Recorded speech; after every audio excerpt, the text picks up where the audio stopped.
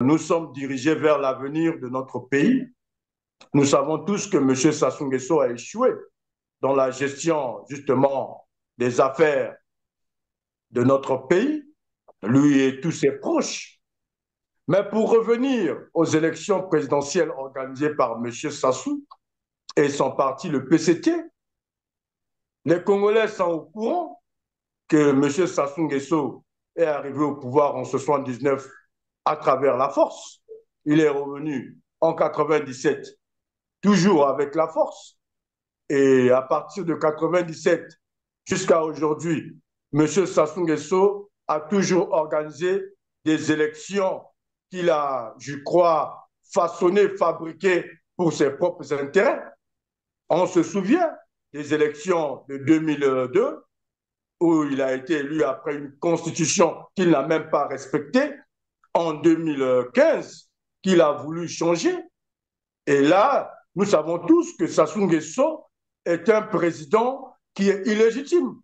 Parce qu'après 40 ans à la tête de notre pays, avec un bilan chaotique comme celui de M. Sassou et son parti, le PCT, je pense qu'il est temps pour les Congolais de se réveiller. Et on a besoin de changement.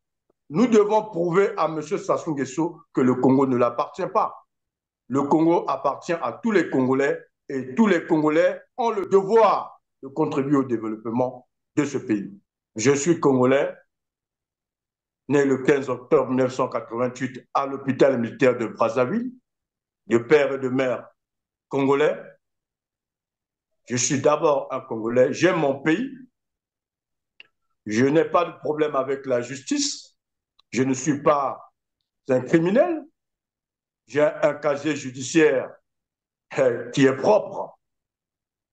Je pense que tout le monde sait que Lassine Bouti est l'un des écrivains les plus prolifiques. J'ai publié plus de 25 livres pour faire la promotion de mon pays à travers le monde.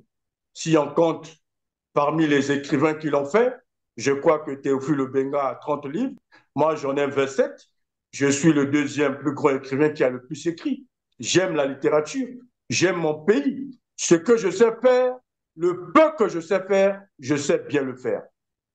Vous avez vu, j'ai formé plusieurs jeunes, même s'ils sont devenus ingrats. Mais mes preuves sont là. J'aime le Congo. Et sur le plan politique, je crois que je possède le meilleur programme qui peut sauver le Congo, sortir la République du Congo de cette situation chaotique. C'est comme je venais de le dire. Là, vous avez ajouté qu'est-ce qui me met en confiance face à Denis Sassou Nguesso. Mais je dois vous dire que M. Sassou Nguesso n'est pas spécial, il n'est pas extraordinaire. C'est un citoyen congolais comme tout le monde. Malheureusement qu'il a choisi de servir ses propres intérêts au détriment, justement, vous savez tous la réalité. M. Sassou a trahi le Congo. Donc lorsque vous me dites, qu'est-ce qui me met en confiance devant Sassou, je dis non. Sassou n'est pas extraordinaire. Et qui vous dit que nous allons aller aux élections de 2026 avec Sassou Nguesso pendant que la population, la majorité de la population réclame, demande à Sassou Nguesso de partir. Sassou Nguesso n'est pas plus que le peuple congolais. Sassou Nguesso n'est pas Dieu. Il n'a pas le contrôle du temps et des circonstances. Il est passager, Sassou Nguesso. Nous allons partir à la bataille sans M. Sassou Nguesso. Nous travaillons là-dessus. Je vous ai dit que Sassou Nguesso n'est pas plus fort que le peuple.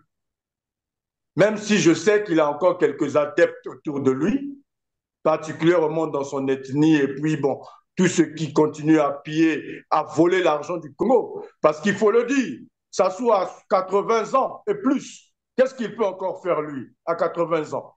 Donc, si Sassou Nguesso continue à se maintenir à la tête de notre pays, c'est parce qu'il a autour de lui des gens, ses lieutenants, ses serviteurs, qui ne veulent pas abandonner. Ils sont là parce qu'ils veulent continuer à piller les ressources de notre pays, à faire souffrir les Congolais. Sassou a un clan autour de lui, notamment sa famille, ses enfants, ses proches, ses parents, ses collaborateurs que vous connaissez, qui ont mis le pays dans le chaos. Voilà pourquoi Sassou est là. Sassou n'est pas là, je ne pense pas, à plus de 80 ans. Vous avez vu récemment, aux États-Unis, Joe Biden, à 80 ans, il a abandonné. Et dans d'autres pays où il y a eu des... Sassou n'est pas le plus grand dictateur au monde. Il y a eu des grands dictateurs qui ont même, au contraire, ils ont été des dictateurs, mais ils ont servi leur peuple. On se souvient de Kadhafi, qui a été un grand dictateur. Sassou n'est pas plus grand que Kadhafi, mais Kadhafi a servi son peuple. Mais vous savez tous la fin de Kadhafi. Chaque chose a un début et une fin. Sassou Nguesso n'est pas incontournable.